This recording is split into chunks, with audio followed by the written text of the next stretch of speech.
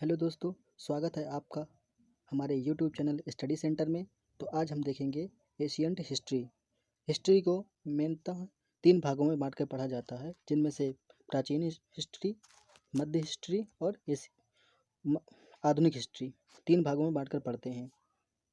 तो आज हम देखेंगे एशियंट हिस्ट्री। तो सबसे पहले हम ये जानते हैं कि हिस्ट्री के जनक हेरोडोटस को कहा जाता है, यानी फादर ऑफ हिस्ट्री हेरोडोटस को बोला जाता है। और आज हम देखेंगे हिस्ट्री में प्राचीन हिस्ट्री। तो इसको तीन भागों में बांट के पढ़ते हैं: प्राग ऐतिहासिक, आद्य ऐतिहासिक और ऐतिहासिक। तो सबसे पहले हम ये देखेंगे प्राग ऐतिहासिक में। प्राग ऐतिहासिक में पुरातात्विक स्रोत क्या हैं? लिखित साक्ष्य नहीं मिले हैं। और आद्य ऐतिहासिक में लिखित साक्ष्य मिले हैं पर पढ़ा नहीं जा सका। और ऐतिहासिक में लिखित साक्ष्य मिले हैं और पढ़ा भी गया है। प्राग ऐतिहासिक को मेनतः पाषाण काल बोलते हैं, क्योंकि इसमें केवल पत्थरों का उपयोग किया गया।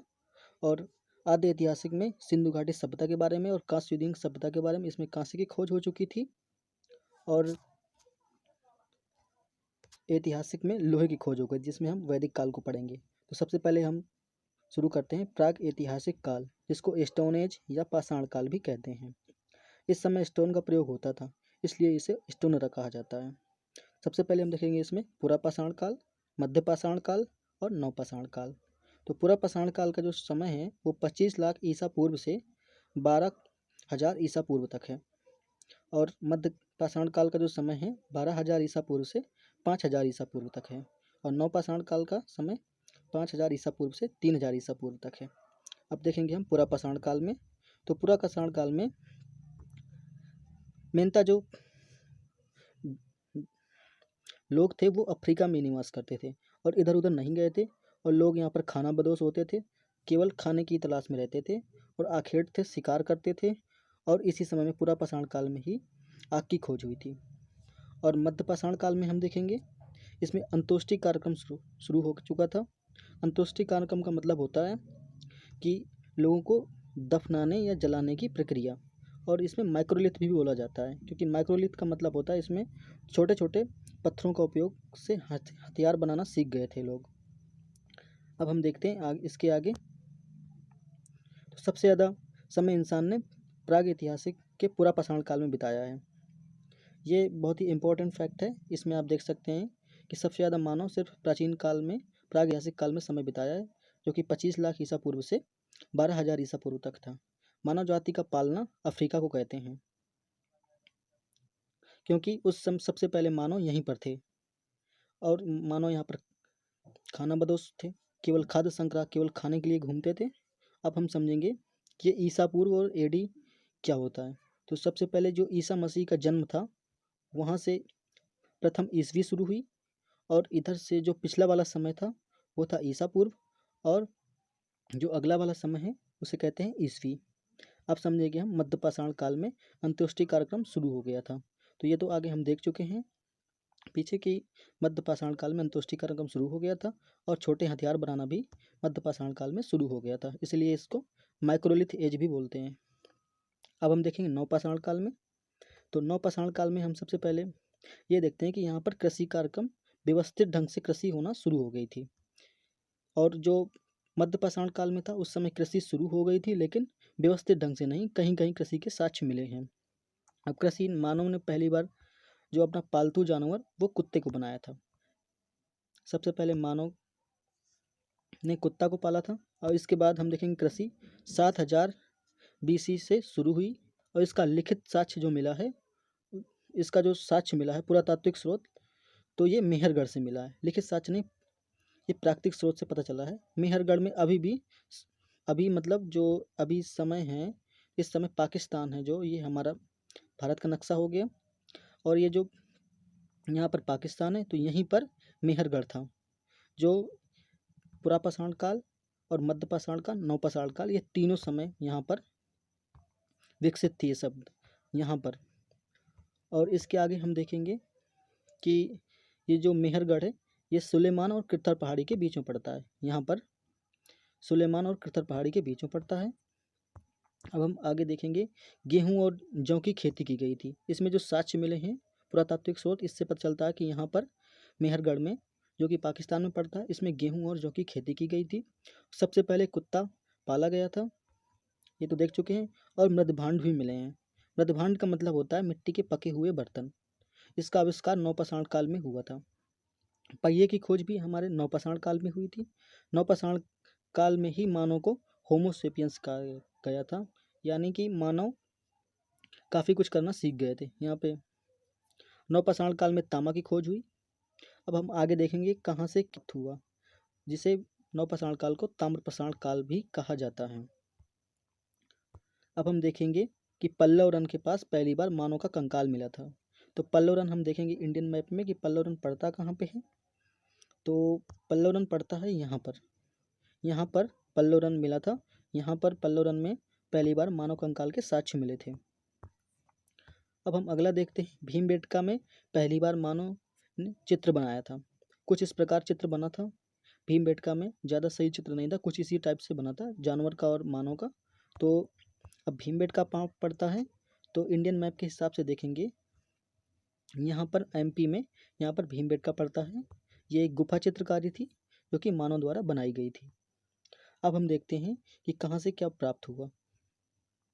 तो ये है बुर्ज होम जो कि जम्मू कश्मीर में है। यहाँ पर गर्तावास मिले हैं, यानी कि लोग यहाँ पर गड्ढा बनाकर रहते थे। और ये है कोल्डीवा जो कि यूपी में पड़ता है। यहाँ पे चावल के साक्ष्य मिले हैं और धान के भी। और जो बिहार का था, बिहार में सबसे पुराना जो मिला है तो वो इसका नाम था चिरान, जो कि छपरा सारण में है। अब भीमबेटका चित्र मिला था, ये एमपी में है। मद्रास के पल्लव रन से मानव का कंकाल मिला है। सबसे भीमबेटका मध्य प्रदेश के रायसेन जिला में। ये इंपॉर्टेंट क्वेश्चन बनता है यहाँ से। आप ये ध्यान रखिएगा कि भीमबेटका ये पूछता है, कई बार यूपीपीएससी में क्वेश्चन पूछा है कि भीमबेटका कहाँ पर पड़ता है। तो भीमबेटका मध्य प्रदेश के रायसेन जिला में पड़ता है और नर्मदा घाटी और विंध्याचल पर्वत के पास। ये बहुत ही इंपॉर्टेंट है। पहली बार चावल के साक्ष्य यूपी के कोल्डीवा से मिले हैं और गर्तवास के साक्ष्य कश्मीर से मिले हैं। तो गर्तावास का मतलब होता है कि लोग वहाँ पर गड्ढा बनाकर रहते थे। क्रिश्चियन थॉमसन ने इतिहास की मिली हुई चीज़ों के आधार पर नाम रखा त्रियुगी विभाजन किया। जो क्रिश्चियन थॉमसन थे, तो इन्होंने इतिहास की मिली हुई चीज़ों के आधार पर इतिहास को बांटा प्राग ऐतिहासिक, आदि ऐतिहासिक और ऐतिहासिक काल में। इसमें पाषाण काल यानी पत्थरों का उपयोग होता था, और इसमें आदि ऐतिहासिक में कांसे का उपयोग होता था, और इसमें ऐतिहासिक में लोहे का उपयोग होता था। अब जो जॉन ब्रूस नामक विद्वान थे, तो इन्होंने लिखित और अलिखित के आधार पर इन्होंने विभाजन किया। तो लिखित और लिखित के आधार पर हम देखते हैं, इन्होंने प्राग ऐतिहासिक को लिखित नहीं माना, यहाँ पर कोई लेख नहीं मिला।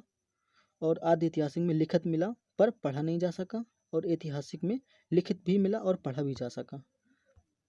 अब हम देखते हैं कि मानव जो पुरातात्विक स्रोत का संग्रहालय है वो कहाँ पर है। तो पुरातात्विक स्रोत का संग्रहालय जो है वो डेनमार्क में पड़ता है, जो कि डेनमार्क यूरोप का एक देश है। अब हम देखते हैं अगला क्वेश्चन, भारत में पुरातात्विक संग्रहालय कहाँ पर है, जो कि भोपाल में है। तो भोपाल में इसका नाम पहले था इंदिरा गांधी मानव संग्रहालय, जो कि अब नाम बदलकर मानव संग्रहालय कर दिया गया है। अब हम देखते हैं पुरातात्विक संग्रहालय संस्कृत संस्कृत मंत्रालय के अधीन आता है। ये एक इम्पोर्टेंट बनेगा क्वेश्चन यहाँ से। ये पुरातात्विक संग्रहालय है जो ये सांस्कृतिक मंत्रालय के अधीन आता है। भारत में पुरातात्विक विज्ञान के जनक कनिंघम को कहा जाता है। ये क्वेश्चन भी एक इम्पोर्टेंट क्वेश्चन बनता है, यूपीपीएससी में कई बार पूछा है। अब हम देखते हैं पाषाण काल के बारे में। पाषाण काल में हम पढ़ेंगे तो इसमें पुरापाषाण, मध्यपाषाण, नवपाषाण और ताम्रपाषाण, हमें 4 चीज़ों के बारे में पढ़ना है। तो पुरापाषाण काल में आग की खोज हुई थी, और मध्यपाषाण काल में पशुपालन के साक्ष्य मिले हैं। पशुओं द्वारा साक्ष्य मिलना प्रारंभ हो गए थे यहाँ से, पशुओं के पालने के। और माइक्रोलिथ भी यहीं से मिला, छोटे छोटे हथियार बनाना शुरू हो गए थे पत्थरों के। अंत्योष्टि कार्यक्रम भी शुरू हो गया था मध्यपाषाण काल में। अब नवपाषाण काल में कुत्ते को पाला गया था, और व्यवस्थित ढंग से पशुपालन इसी समय शुरू हुआ था नवपाषाण काल में। और कृषि भी व्यवस्थित ढंग से नवपाषाण काल में शुरू हुई। मृदभांड भी मिले हैं जो कि मिट्टी के पके हुए बर्तन होते थे, और पहिया भी मिला है। पहिए की खोज भी यही नवपाषाण काल में ही हुई थी। और विशाल शव के भी साक्ष्य मिले हैं, एक साथ लोगों को दफनाने की, जैसे मरघट वगैरह होते हैं। अब नवपाषाण काल के बारे में समझेंगे हम। नवपाषाण काल ताम्रपाषाण काल। तो ताम्रपाषाण काल में हम देखते हैं कि इसमें चिलकोलित काल भी बोला जाता है, क्योंकि यहाँ पर तांबे की खोज बहुत ही ज़्यादा हो चुकी थी। इसमें तांबे की खोज हो गई थी, तो इसलिए इसको चिलकोलित काल भी कहते हैं। अब हम देखें कृषि के साक्ष्य कहाँ कहाँ से मिले हैं। जौ के साक्ष्य मिले हैं ईरान से, पहली बार जौ यहीं उगाया गया था। और गेहूं के साक्ष्य मिले हैं मेहरगढ़ से 7000 BC में। और चावल के साक्ष्य मिले हैं कोल्डीवा से, जो कि यूपी में पड़ता है। और मेहरगढ़ ये पाकिस्तान में पड़ता है। और ईरान में ये पहली बार जौ के साक्ष्य मिले हैं। अब देखते हैं हम अगला क्वेश्चन। मानव ने व्यवस्थित ढंग से जीवन जीना शुरू किया मेहरगढ़ से, इसका साक्ष्य मिला है, क्योंकि यहाँ पर पानी की व्यवस्था बहुत अच्छी थी, इसलिए लोग यहाँ पर प्राग ऐतिहासिक काल से देखेंगे यहाँ पर लोग रहते थे और ऐतिहासिक काल में भी रहते थे। अब हम देखते हैं एक नई खोज हुई थी जब, तो बाद में पता चला कि चावल की खेती 8000 BC से ही शुरू हो गई थी, जबकि पहले जो साक्ष्य मिला था तो इसमें दिखाया गया है कि चावल की खेती कोल्डीवा से शुरू हुई थी। लेकिन इसमें जो दोबारा नया खोजा गया था जगह, तो इसमें देखा है लोहरा देव, जो कि यूपी में पड़ता है प्रतापगढ़ के पास में। तो इससे ये साबित होता है कि चावल की खेती 8000 BC में ही शुरू हो गई थी।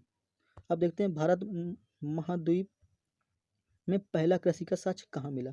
ये क्वेश्चन बनता है कि भारतीय उपमहाद्वीप में, तो ये मिलता है लोहरा देव, जो कि यूपी में पड़ता है प्रतापगढ़ के पास।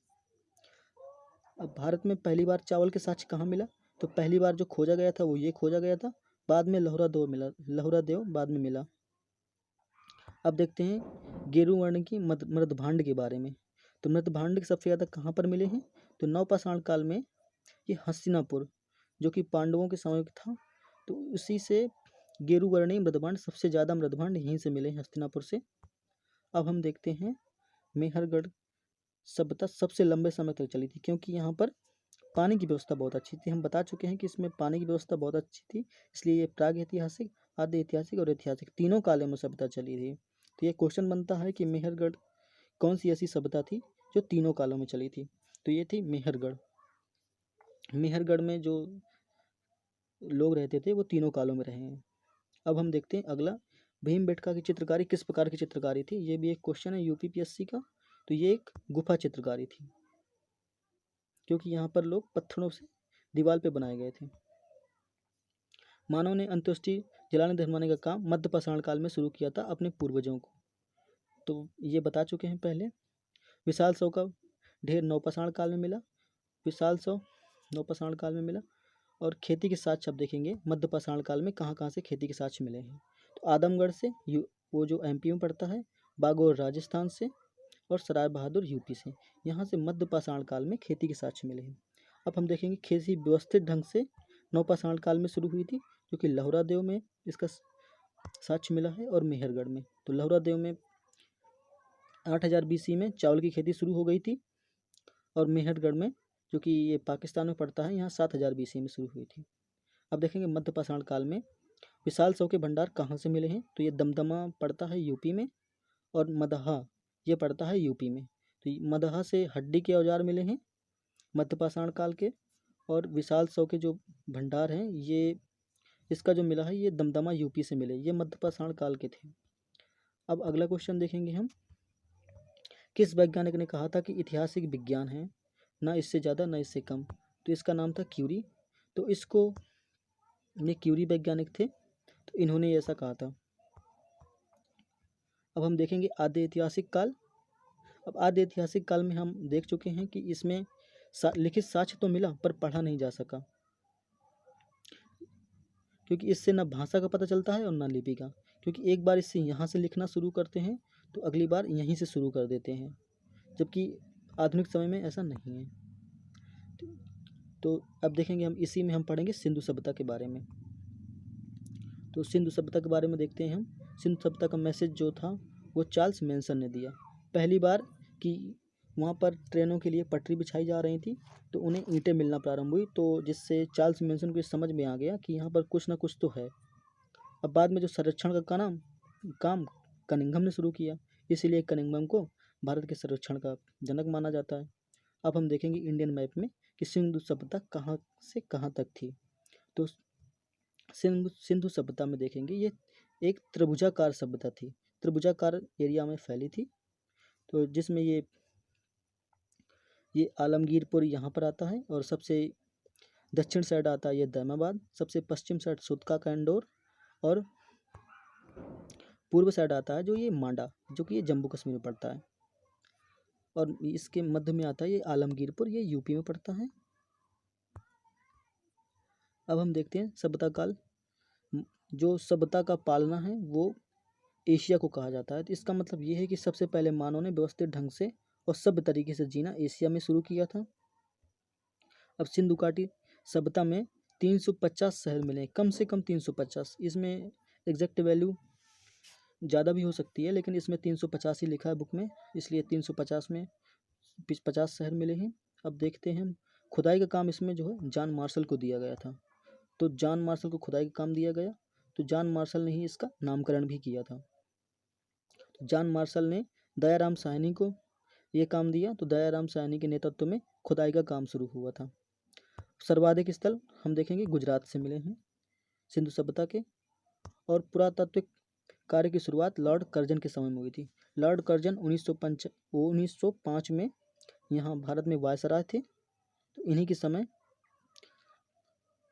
पुरातात्विक कार्य की शुरुआत हुई। अब हड्डियों से निर्मित आभूषण मदहा से मिले हैं, ये हम पिछले देख चुके हैं पीछे। अब खाद्यान्न उत्पादन व्यवस्थित तरीके से नवपाषाण काल में शुरू हुआ, ये भी देख चुके हैं। अब हम अगला क्वेश्चन देखते हैं कि भारत में मानव का सर्वप्रथम साक्ष्य कहाँ से मिला। तो ये मिला है नर्मदा घाटी, ये पल्लवरन, जो कि महाराष्ट्र में पड़ता, ये मद्रास में पड़ता है, ये हम पीछे देख चुके हैं। मानव द्वारा प्रयोग में लाया जाने वाला प्रथम खाद्यान्न कौन सा था। तो ये था जौ। अब अगला क्वेश्चन है भारत उपमहाद्वीप में कृषि के प्राचीनतम साक्ष्य कहाँ से मिले हैं। तो ये मिले हैं मेहरगढ़ से। अब अगला क्वेश्चन है नौदा टोली का उत्खनन कहाँ से हुआ। ये क्वेश्चन बहुत अच्छा क्वेश्चन है, जो कि नौदा टोली पड़ता है ये मध्य प्रदेश में, और इसका उत्खनन कराया किसने था नौदा टोली का। तो इसने कराया था संकालिया ने उत्खनन करवाया था। अब नौदा टोली ताम्रपाषाण काल का सबसे बड़ा, तांबे का सर्वाधिक अवशेष यहीं से मिले हैं, तांबे का स्थल सबसे बड़ा यहीं का था, तो सबसे ज़्यादा अवशेष यहीं से मिले हैं तांबे के। अब देखते हैं अगला क्वेश्चन, बृहद पाषाण स्मारकों की पहचान किस काल में हुई। तो इसमें मृतकों के दफनाने का स्थल की वजह से इसको मेघालित भी बोलते हैं। भारत के किस शिलाश्रय में सर्वाधिक चित्र मिले हैं। तो इसमें हम देख चुके हैं भीमबेटका, तो इसी से मिले हैं। अगला क्वेश्चन देखते हैं किस स्थान से मानव के साथ कुत्ते के दफनाने के साक्ष्य मिले हैं। तो ये मिले हैं बुर्ज होम कश्मीर से। देख चुके हैं गर्तावास जहाँ से मिला था, बुर्ज होम से। नवपाषाण काल में के गर्तावास हैं ये सब जो भी मिले हैं जम्मू कश्मीर से। अब अगला क्वेश्चन देखते हैं हिंद क्षेत्र में किस शैलाश्रय से सर्वाधिक कंकाल मिले हैं। तो ये पड़ता है लोखैया, जो कि ये भारत में ही पड़ता है। अब अगला क्वेश्चन देखते हैं भारतीय पुरातत्व के जनक किसको बोलते हैं। ये क्वेश्चन हो चुका है एक बार और देख लेते हैं, इसको कनिंघम को बोला जाता है। अब अगला क्वेश्चन देखते हैं पुरातात्विक काल में मानव जीवन कैसा था। ये आखेटक था। पुरापाषाण काल में मानव का जीवन जो है आखेटक था, मतलब ये केवल शिकार करने की तलाश में रहते थे, बस इन्हें केवल शिकार करके और खाना बदोश थे, केवल खाने की तलाश में यायावत घूमते रहते थे और खाद्य संग्रह केवल खाना ढूंढते थे। अब हम देखेंगे मृदभांड के बारे में। तो ये थे गैरिक मृदभांड, जो कि ताम्रपाषाण के चिलकोलित समय से मिले हैं। ये इस समय जो है मृदभांड बनना उससे भी शुरू हो गए थे, तांबे के भी और मिट्टी के भी। अब देखते हैं सिंधु सभ्यता के हड़प्पा स्थल के बारे में। तो सिंधु सभ्यता और इसको हड़प्पा सभ्यता भी बोलते हैं। इसका एरिया कितना था। तो इसका एरिया 13 लाख किलोमीटर स्क्वायर में फैला हुआ था। आकार इसका त्रिभुजाकार था, जो सिंधु सभ्यता थी।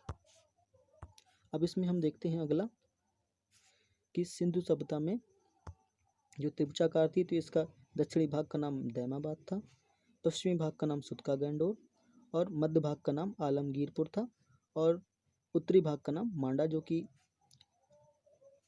कश्मीर में पड़ता है।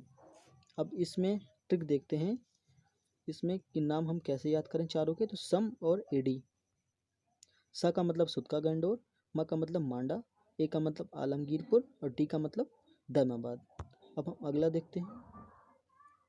इसमें अब हम देखेंगे कि कौन सा स्थान किस नदी के किनारे पड़ता था। तो इसके लिए ट्रिक है, डच हैं पर भारत में नहीं। तो सा और सा के नीचे डा लिखा हुआ है तो ये पड़ेगा दास्क नदी के किनारे। इसका मतलब सुतका गंडोर ये दास्क नदी के किनारे है। और जो ये मांडा है ये इसके नीचे चा पड़ता है तो इसका मतलब ये चिनाब नदी के किनारे है। और ये ए आलमगीरपुर ये हिंडन नदी के किनारे है। और पर में प्रवरा नदी के किनारे पड़ता है ये दैमाबाद। तो प्रवरा देखेंगे, प्रवरा जो है ये गोदावरी की सहायक नदी है, गोदावरी जो कि महाराष्ट्र में है। अब हम देखते हैं हड़प्पा सभ्यता। तो हड़प्पा सभ्यता के बारे में हम देख लेते हैं।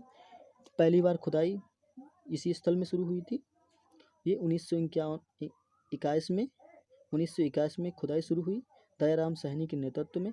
और ये स्थान पाकिस्तान के माउंट गोमरी जिला में पड़ता है जो कि हड़प्पा रावी नदी के किनारे है। अब हम देखते हैं कि हड़प्पा सभ्यता में क्या क्या मिला था।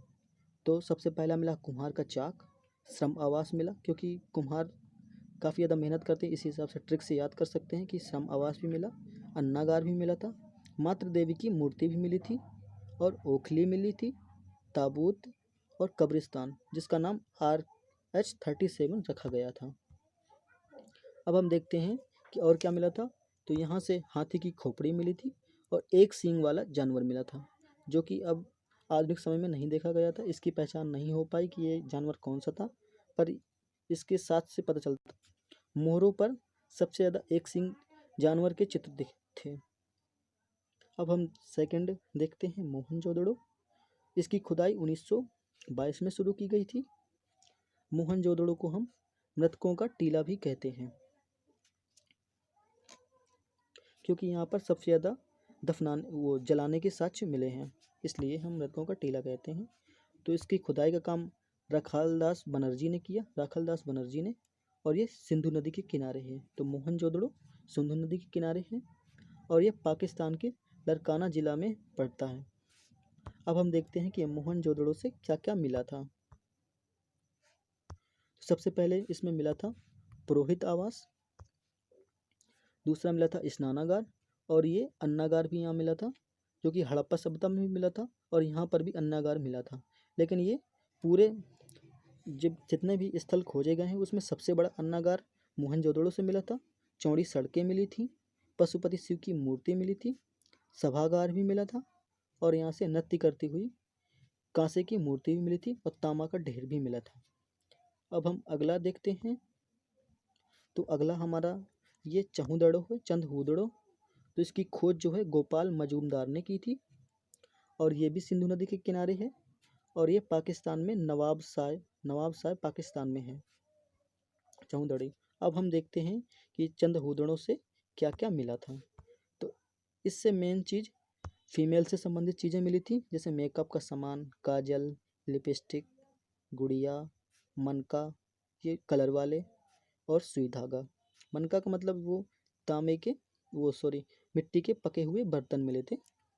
सुई धागा मिला था, बिल्ली के और कुत्ते के पैरों के निशान मिले थे। इसका और एकदम पीछे थे, कुत्ते के बिल्ली के आगे थे पैरों के निशान और कुत्ते के पीछे बने हुए थे, जिससे ये साबित होता था कि बिल्ली का पीछा करते हुए कुत्ते के निशान मिले थे। अब हम अगला देखते हैं और यहाँ पर एक ये मिला था दुर्ग और यहाँ से अलंकृत ईंटों का भी प्रयोग यहीं पर हुआ था। यहाँ सबसे एक खास बात है कि यहाँ पर मिला था चंदहुदड़ो में, यहाँ पर अलंकृत ईंटों का प्रयोग यहीं पर हुआ था। और ये इसकी खास बात ये है कि हड़प्पा सभ्यता में जितने भी स्थल खोजे गए हैं उनमें सभी में दुर्ग बना था, यानी एक तरीके से हम समझ सकते हैं कि यहाँ पर बाउंड्री जैसी बनी थी, लेकिन इसमें ये दुर्ग नहीं था और सड़क इसकी टेढ़ी मेढ़ी थी। अब हम देखते हैं अगला स्थल। अगले स्थल का नाम है सुतका गैंडोर। तो खोज इसकी ओरनस्टाइन ने की थी और ये मकरान पर्वत श्रेणी जो कि दास्क नदी के किनारे है पाकिस्तान में। और ये एक बात और है इसका कि सुतका गैंडोर सबसे पश्चिमी शहर था सिंधु घाटी सभ्यता का और ये बंदरगाह था। अब हम अगला देखते हैं। अगला हम देखते हैं तो सबसे पहले गुजरात में देखते हैं। तो गुजरात में ये मिला था धौलावीरा, जो कि कच्छ गुजरात में है। और ये एक और मिला था यहाँ पे सुरकोटडा। सुरकोटडा तो सुरकोटडा से मिले हैं घोड़े का कंकाल और कलश सावधान। कलश सावधान का मतलब होता था कि एक बड़ा घड़ा जैसा रहता था और उसी में लोगों को दफना दिया जाता था, उसी में रख के लोग को दफना दिया जाता था। अब हम देखते हैं लोथल। लोथल ये एक बंदरगाह था और ये भोगवा नदी के किनारे है। अब हम देखते हैं लोथल के बारे में। तो लोथल से हमें बंदरगाह था एक, और ये इसका बंदरगाह या गोदीवाड़ा भी बोल सकते हैं, और यहीं से विदेशी व्यापार होता था। और सबसे ज़्यादा मोहरें जो मिली हैं यहीं से मिली हैं, और सड़क पर खुलने वाले दरवाजे। अब हम एक बात पे ध्यान देंगे कि सिंधु घाटी सभ्यता में जितने भी स्थल मिले हैं उनके दरवाजे, जो उनके घर के दरवाजे थे, वो मेन सड़क की ओर नहीं खुलते थे। लेकिन जो यहाँ पर स्थल मिला है ये लोथल, इसके जो दरवाजे थे ये मेन सड़क की ओर खुलते थे, जिससे इनको व्यापार करने में सहायता मिलती थी। और इसमें यहाँ पर युगल सावधान भी मिले हैं, जिससे ये साबित होता है कि सती प्रथा का भी यहाँ पर साक्ष्य मिला है। अब देखते हैं हम, अब ये लोग व्यापार कहाँ से करते थे, एक चीज़ ये समझेंगे। तो व्यापार ये है हमारा प्यारा भारत, और ये जो है ये ईरान से व्यापार करते थे, इसके भी साक्ष्य मिले हैं। तो अब अगला देखते हैं हम, सौराष्ट्र। सौराष्ट्र में ये पड़ता है रंगपुर। तो रंगपुर से हमें मिला है धान की भूसी। तो रंगपुर से हमें धान की भूसी के साक्ष्य मिले हैं।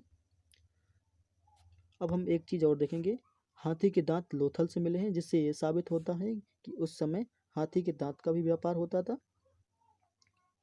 अब हम एक चीज़ और देखते हैं कि जो धौलावीरा था ये सिंधु सभ्यता का सबसे बड़ा स्थल माना जाता था, जब तक कि हरियाणा का राखीगढ़ी नहीं खोजा गया था।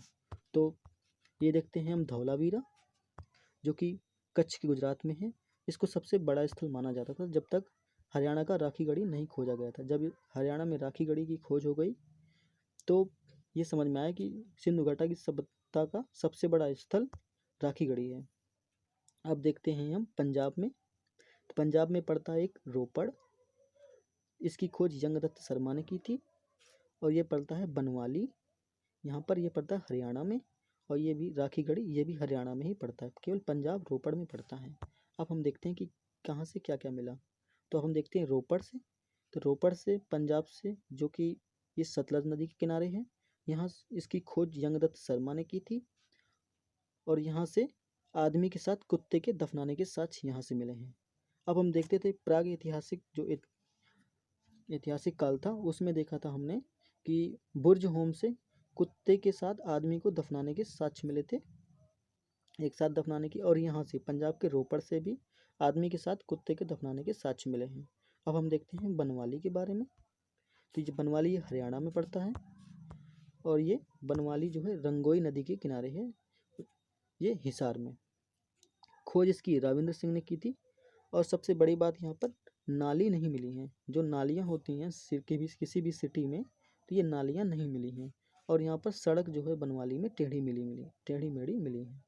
और टेराकोटा का हल का साक्ष्य मिला। ये एक पूछा करता है क्वेश्चन, किसी भी एग्जाम में, कई एग्जाम में पूछा गया है कि टेराकोटा का हल है जो, इसके साक्ष्य कहाँ से मिला है, तो ये मिला है बनवाली से। अब अगला देखते हैं राखीगढ़ी। राखीगढ़ी ये सिंधु सभ्यता का सबसे बड़ा स्थल है, और आज के समय में ये हरियाणा में है। अब हम देखेंगे सिंधु सभ्यता का दूसरा सबसे बड़ा स्थल कौन सा था, तो ये था धौलावीरा। और तीसरा सबसे बड़ा स्थल ये था मोहनजोदड़ो। और चौथा सबसे बड़ा स्थल था ये था हड़प्पा। अब हम देखते हैं कि सिंधु सभ्यता का सबसे बड़ा शहर कौन सा था। तो सिंधु सभ्यता का सबसे बड़ा शहर था मोहनजोदड़ो, जिसको मृतकों का टीला भी बोला जाता है। अब हम देखते हैं हनुमानगढ़। हनुमानगढ़ राजस्थान में ये कालीबंगा मिला है, और ये पड़ता है हनुमानगढ़ राजस्थान में। और ये घग्गर नदी के किनारे है। जो कालीबंगा है ये घग्गर नदी के किनारे है। अब इसमें हम ट्रिक देखते हैं इसको याद करने में, यहाँ पर क्या क्या मिला था। तो इस ट्रिक में देखते हैं, काली बीबी चूड़ी मांगे, एके थापड़ बीके लाल खेत जोत। तो सबसे पहले हम देखते हैं कालीबंगा से क्या क्या मिला। तो देखते हैं हम काली चूड़ी। कालीबंगा से चूड़ी के साक्ष्य मिले। खोज इसकी बीके थापड़ ने की थी और जोता हुआ खेत के साक्ष्य कालीबंगा से मिले हैं। और कर्मकांड यानी यज्ञ के साक्ष्य भी कालीबंगा से ही मिले हैं। अब जो ये पड़ता है कोटदाजी, ये सिंधु नदी के किनारे है, ये पाकिस्तान में पड़ता है। अब हम देखते हैं कि जो हमारी ये सभ्यता विकसित हुई थी, सिंधु घाटी की सभ्यता, तो इसमें ये लोग कहाँ से आके बसे थे। तो अब हम समझते हैं ये लोग आए कहाँ से थे। तो अब हम ये देखते हैं कि जो यहाँ पे पड़ता है इराक, तो यहाँ एक विकसित सभ्यता होती थी जो कि गांव की सभ्यता थी, ग्रामीण सभ्यता। तो यहाँ पर सुमेरु की सभ्यता थी, यहीं से लोग आके यहाँ पर बसे थे। बाद में यहाँ सिंधु घाटी सभ्यता बनी थी। तो हम देखते हैं लोग कहाँ से आए थे। तो ये सुमेरु से आए थे जो कि अब इराक में है। और ये पश्चिमी मेसोपोटामिया, जो कि इसका जो भाग था ये शहरी भाग था, जबकि मेसोपोटामिया की सभ्यता ग्रामीण सभ्यता मानी जाती है क्योंकि इसका ज़्यादातर भाग ग्रामीण में था। अब देखते हैं कि ये पश्चिमी एशिया से आए थे जो कि आज के समय में इराक में है। हम देखते हैं कि सिंधु घाटी की सभ्यता सड़कें जो थी, सिंधु घाटी सभ्यता की ये सड़कें पूर्व से पश्चिम की ओर थी, जिससे जब कभी हवा वगैरह चलती थी तो सड़कें अपने आप लगभग साफ हो जाती थी। उस समय लोग इतने जागरूक हुआ करते थे, ऐसा माना जाता है। अब हम एक चीज़ और देखते हैं, काफ़ी इंपॉर्टेंट चीज़, कि सिंधु घाटी की सभ्यता थी जो ये मातृसत्तात्मक सभ्यता थी। इसमें माता को ज़्यादा महत्व दिया गया था। अब इसमें हम एक चीज़ और देखते हैं कि इसमें जो दुर्ग बने होते थे, ये दुर्ग में जो है एक साइड का भाग ऊंचाई पर रहता था और एक साइड का भाग ये नीचे रहता था। तो ऊंचाई पर जहाँ रहता था यहाँ पर लोग अमीर लोग रहते थे, और जो नीचे भाग होता था यहाँ पर मिडिल क्लास के लोग रहते थे। अब सिंधु घाटी सभ्यता के लोग फारस के साथ व्यापार करते हैं। तो फारस जो आज के समय ईरान में है, इसी ईरान जहाँ पड़ता है उसी समय वहाँ फारस पड़ता था। उसका नाम, पुराना नाम फारसी था ईरान का। अब देखते हैं किसका साक्ष्य नहीं मिला है। तो गाय, शेर का साक्ष्य नहीं मिला और घोड़ा का भी नहीं मिला, घोड़े के कंकाल बस मिला था। और इसकी एक कमी थी कि यहाँ पर 16 किलोग्राम से कम बाट नहीं मिले, यानी किसी को अगर तौलना होता था तो 16 और 16 से फिर 32 फिर 48 इस तरीके से तौलना पड़ता था।